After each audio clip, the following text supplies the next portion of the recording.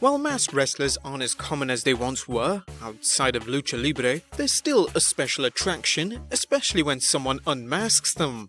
Join us now as WrestleMania looks at 16 times masked wrestlers were unmasked.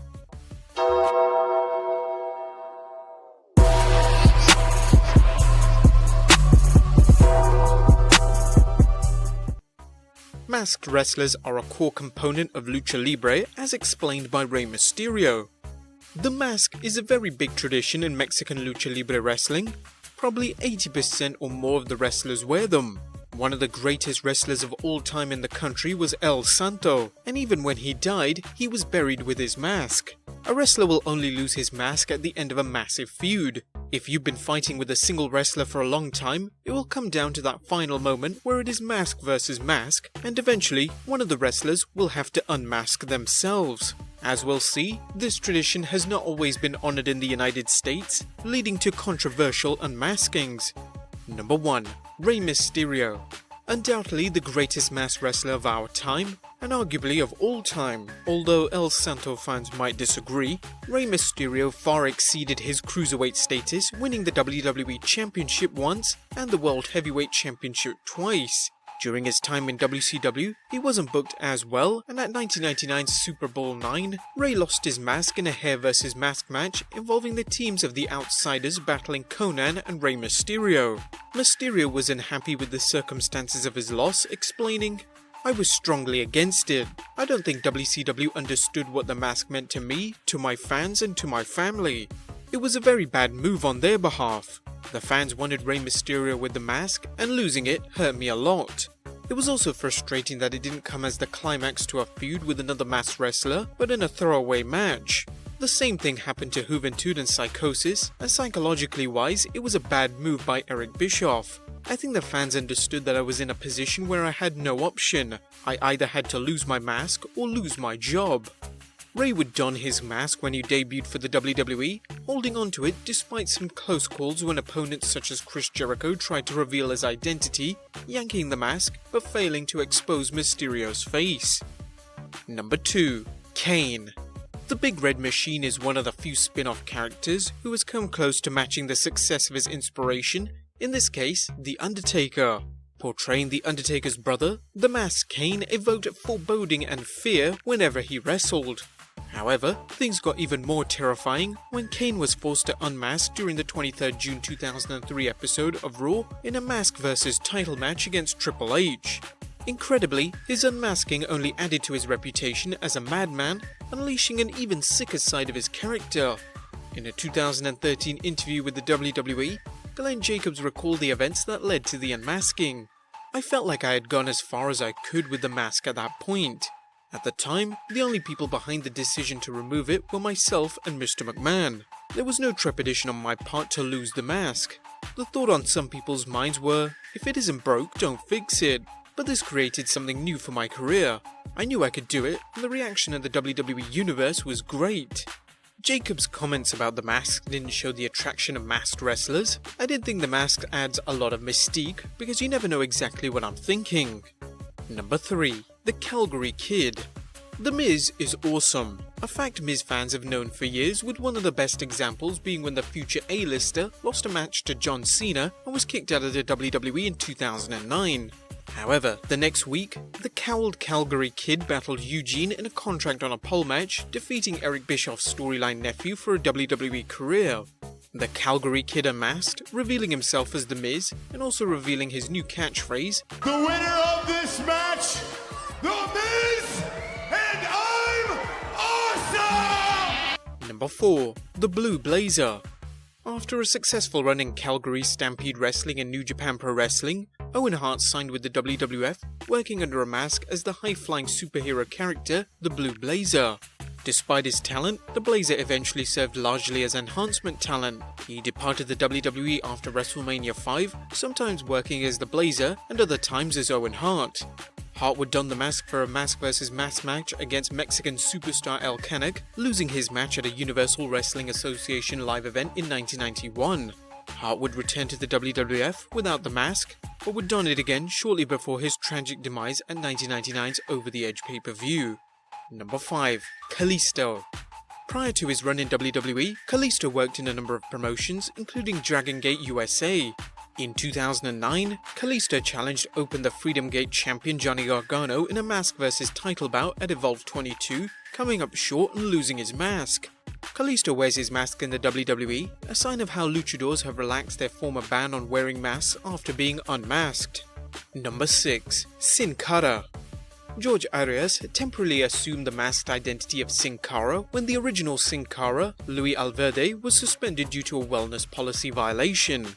Arias later attempted to steal Sin Cara's identity, fighting him under a black mask and named Sin Cara Azul. The two would clash in a mask vs mask match during a 2011 episode of SmackDown in Mexico City. Following his unmasking, Arias competed as Hunico, but returned to the Sin Cara identity when the WWE released Alverde in 2014. Number 7. John Cena. Have you ever heard of the short-lived masked wrestler named Juan Cena, garbed in a Fruity Pebbles-esque outfit and mask? This enigmatic grappler used the 5-knuckle shuffle and attitude adjustment during a triple threat match against The Miz and Wade Barrett. At the time, John Cena had been fired from the WWE due to a bizarre match stipulation during his feud with the Nexus. Thus, John had his cousin Juan Cena take his place at a house show match, but some fans believe it was actually John under the mask. Idiots. Number 8. The Dark Patriot. While WWE fans may recall the Masked Patriot from his short run in the WWF, they've probably never heard of his doppelganger, the Dark Patriot. Before entering the WWF, the Patriot rose to fame in the Global Wrestling Federation, where he held the promotion's television title and North American Championship. During his time in the GWF, the Patriot found himself confronted by his dark double, the Dark Patriot. The two clashed repeatedly until the Patriot unmasked him, revealing him as wrestler Doug Gilbert. Number 9. Masked Superstar Number 2. Bill Eadie competed as a masked superstar in several territories before concealing his features beneath face paint as Demolition Axe. During a run in Jim Crockett Promotions, Eadie took on a large protege named Masked Superstar 2 to help him during his feud against Blackjack Mulligan. Eventually, Mulligan unmasked Superstar Number 2, revealing he was Big John Studd, one of Mulligan's arch-rivals. Number 10. The Masked Assassin Number 2. The masked team of Jody Hamilton and Tom Renesto were a famous team during the Territory era. After Renesto retired, Hamilton took on a number of partners who competed as Assassin Number 2, one of them being Hercules Hernandez. This version of the Assassins worked in Jim Crockett Promotions, including a match at the first Starrcade. Assassin Number 2 was later unmasked by Boogie Woogie Man Jimmy Valiant, and ironically, Hercules would don a mask again, this time in Mid-South Wrestling, when he became Mr. Wrestling 2's protege. Number 11. Mr. America. What you gonna do, brother, when Vince McMahon sidelines you? In Hulk Hogan's case, he went with the time-honored trope of donning a hood and portraying another wrestler, even though everyone knew who he was. Mr. McMahon tried everything to prove Mr. America was Hogan, including a lie detector test, but the man under the mask remained safe from McMahon's machinations until Hogan had a real-life dispute with the WWE and walked out. Vince had actually feared this and made Hogan unmask himself after SmackDown, claiming it finally exposed Mr. America's identity. Number 12. The Black Scorpion. In 1990, NWA World Heavyweight Champion Sting found himself stalked by the Black Scorpion, a masked wrestler who claimed to be a figure from the Stinger's past. WCW tried to suggest it might be Sting's former tag partner the Ultimate Warrior, despite the Warrior being with the WWF. The Black Scorpion played mind games with Sting, confronting him with magic tricks and low-rent illusions that kept the fans guessing who the Scorpion was. Unfortunately, WCW wasn't too sure who he was either, utilizing different wrestlers to play him, until they finally settled on Sting's arch-nemesis. Starrcade 1990 featured the Sting battling the Black Scorpion in a steel cage match, with the Black Scorpion finally being unmasked and revealed as Nature Boy Ric Flair. The angle became so convoluted that it quickly earned a place as one of WCW's worst storylines ever. Number 13. Abyss. While some fans initially saw the monster Abyss as a poor man's hybrid of Mankind and Kane, Christopher Parks worked hard to get the Abyss character over in TNA as a monster heel, eventually holding the NWA World Heavyweight Championship and becoming a TNA Triple Crown and Grand Slam champion. Portraying a psychologically disturbed individual, Parks worked an angle where he claimed to be the Abyss's brother Joseph Parks on the hunt for his missing sibling Abyss. Eventually, it was revealed that the two were one and the same, an unmasking of sorts, and one odd enough to make our list. Number 14. Juventud Guerrera. While WCW loved its luchadors in its cruiserweight division, it seemed to love unmasking them even more. Like Rey Mysterio, Juventud Guerrera was forced to unmask, this time in a mask versus title match against cruiserweight champion Chris Jericho at Super Brawl 8. Guerrero's loss had no significant storyline payoff either for him or Jericho, another example of WCW's ignorance towards the significance of a luchador's mask. Number 15. Psychosis.